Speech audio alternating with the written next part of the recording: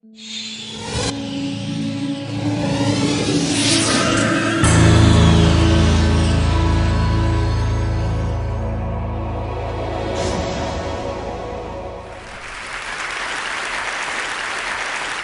are losing our listening. We spend roughly 60% of our communication time listening, but we're not very good at it. We retain just 25% of what we hear. Now, not you, not this talk, but that is generally true. Let's define listening as making meaning from sound. It's a mental process, and it's a process of extraction. We use some pretty cool techniques to do this. One of them is pattern recognition. So in a cocktail party like this, if I say, David, Sarah, pay attention, some of you just sat up. We recognize patterns to distinguish noise from signal, and especially our name. Differencing is another technique we use. If I left this pink noise on for more than a couple of minutes, you would literally cease to hear it. We listen to differences, we discount sounds that remain the same. And then there is a whole range of filters.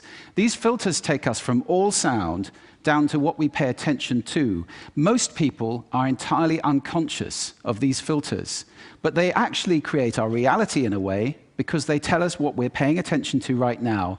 I'll give you one example of that. Intention is very important in sound, in listening. When I married my wife, I promised her that I would listen to her every day as if for the first time. Now that's something I fall short of on a daily basis. But it's a great intention to have in a relationship. But that's not all. Sound places us in space and in time. If you close your eyes right now in this room, you're aware of the size of the room from the reverberation and the bouncing of the sound off the surfaces. And you're aware of how many people are around you because of the micro noises you're receiving. And sound places us in time as well, because sound always has time embedded in it. In fact, I would suggest that our listening is the main way that we experience the flow of time from past to future. So, sonority is time and meaning, a great quote. I said at the beginning, we're losing our listening. Why did I say that? Well, there are a lot of reasons for this. First of all, we invented ways of recording. First, writing, then audio recording, and now video recording as well. The premium on accurate and careful listening has simply disappeared. Secondly, the world is now so noisy, with this cacophony going on visually and auditorially, it's just hard to listen. It's tiring to listen. Many people take refuge in headphones, but they turn big public spaces like this, shared soundscapes, into millions of tiny little personal sound bubbles. In this scenario, nobody's listening to anybody. We're becoming impatient. We don't want oratory anymore, we want sound bites. And the art of conversation is being replaced, dangerously, I think, by personal broadcasting. I don't know how much listening there is in this conversation, which is sadly very common, especially in the UK. We're becoming desensitized. Our media have to scream at us with these kind of headlines in order to get our attention. And that means it's harder for us to pay attention to the quiet, the subtle, the understated. This is a serious problem that we're losing our listening. This is not trivial. Because listening is our access to understanding. Conscious listening always creates understanding.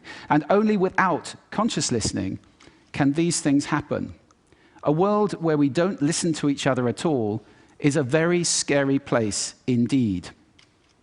So I'd like to share with you 5 simple exercises, tools you can take away with you to improve your own conscious listening. Would you like that? Good. The first one is silence.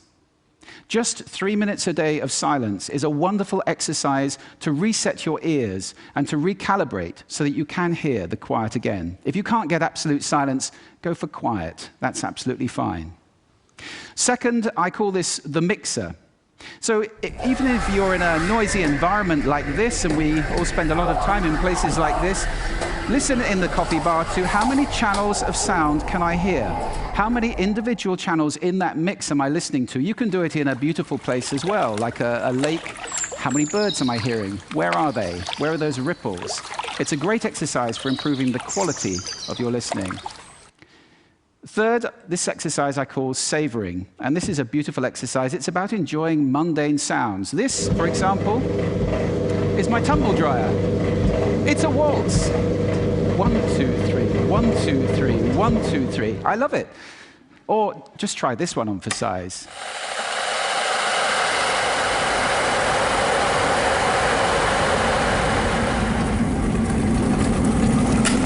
Wow! So mundane sounds can be really interesting if you pay attention. I call that the hidden choir. It's around us all the time. The next exercise is probably the most important of all of these. If you just take one thing away, this is listening positions. The idea that you can move your listening position to what's appropriate to what you're listening to. This is playing with those filters. You remember I gave you those filters at the beginning? It's starting to play with them as levers, to get conscious about them and to move to different places. These are just some of the listening positions or scales of listening positions that you can use. There are many. Have fun with that. It's very exciting. And finally, an acronym. You can use this in listening, in communication. If you're in any one of those roles, and I think that probably is everybody who's listening to this talk. The acronym is RASA, which is the Sanskrit word for juice or essence. And rasa stands for receive, which means pay attention to the person, appreciate, making little noises like, oh, okay. Summarize, the word so is very important in communication, and ask questions afterwards. Now, sound is my passion, it's my life. I wrote a whole book about it, so I live to listen. That's too much to ask for most people. But I believe that every human being needs to listen consciously in order to live fully. Connected in space and in time to the physical world around us, connected in understanding to each other, not to mention spiritually connected, because every spiritual path I know of has listening and contemplation at its heart. That's why we need to teach listening in our schools as a skill. Why is it not taught? It's crazy. And if we can teach listening in our schools, we can take our listening off that slippery slope to that dangerous, scary world that I talked about and move it to a place where everybody is consciously listening all the time, or at least capable of doing that. Now, I don't know how to do that, but this is TED. And I think the TED community is capable of anything. So I invite you to connect with me, connect with each other, take this mission out, and let's get listening taught in schools and transform the world in one generation to a conscious listening world, a world of connection, a world of understanding, and a world of peace. Thank you for listening to me today.